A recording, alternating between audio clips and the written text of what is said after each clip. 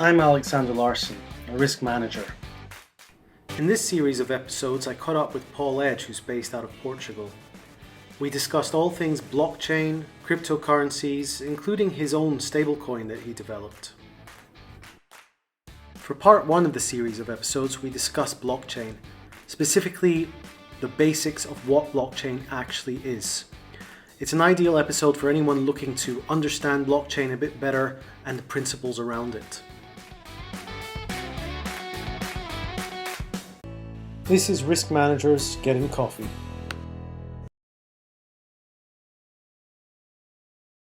Okay, I'm recording. I think we're good to go.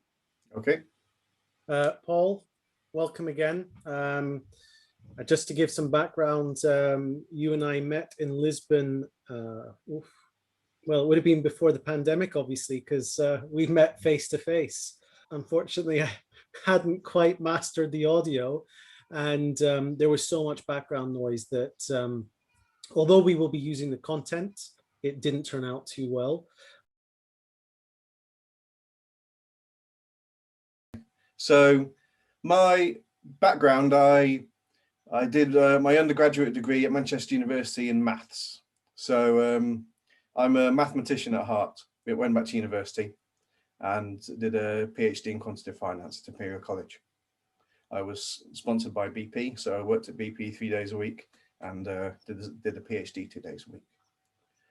Well, that's sort of, while I was at BP, I was doing cash flow risk management. So I was modeling the cash flows of the whole of BP. I'm a quant, but I was once described as a business quant. So it's less of a trading and more of applying mathematical models to more business situations. It's excellent. So you say you moved to Portugal. When was that now? That's 10 years ago now. 10 years ago, yeah. And so just to give some context, I've just moved to Portugal. For anyone watching, I've been here now 9 months. So when we met, I was still planning on coming to Portugal. So, but now we're here and thoroughly enjoying it. Now a resident here as well. So, and you're embedded in Portugal. You're not in an expat community. You're actually really in Portugal. Yeah, exactly. I mean, my local shop, they don't speak English. The concept of today, or what I'd really like to cover today, is a bit about blockchain and risk management. And you've mentioned the fact that you have that sort of risk management background. I'd like to understand just very briefly why crypto, why blockchain, where's your interest there? How does that come into it before we get into some questions around that? I do have a programming style background as well as a mathematical background. So the technology interests me. Initially, blockchain wasn't that interesting because it's initially started only with cryptocurrencies. And so I could see the use, but it wasn't game changing enough for me to be interested in. But then Ethereum came out and you could have a worldwide computer, a very slow, very bad computer, but worldwide that people could trust. And so it seems natural to have your risk management built into blockchain software. So something, you have a policy, you can't change it. This is what you do. You have scripted rules to say, if this happens, this happens, this happens. And that's exactly what you define in risk management. If you have a contract, you have various clauses in the contract, and basically blockchain formalizes that, not in a legal sense, but in a logical sense.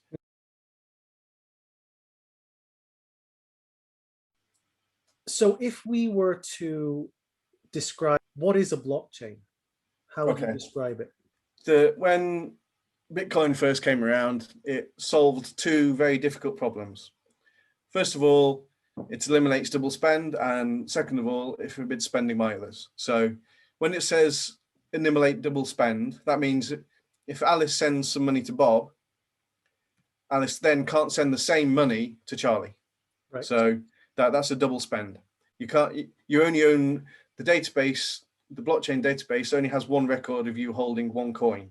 If you try and spend that one coin twice, the blockchain doesn't allow it. The other thing is you don't want Charlie spending Alice's money. Right. So that's forbidding spending by others. So on the first side of things, you have a database that's fixed that everyone agrees on. On the other side of things, you have cryptographic confirmation that someone really is who would they say they are, and they're allowed to do what they're allowed to do. So another way to think about this is that eliminate double spend means that you've got uniqueness. You've got a unique digital thing that can't be duplicated. Then there's various levels of this. You can have something that's very similar to something else. You can swap it. So you've got tokens that are fungible. They're called fungible tokens. Yeah. So one Bitcoin is the same as another Bitcoin. There's no difference between Bitcoins.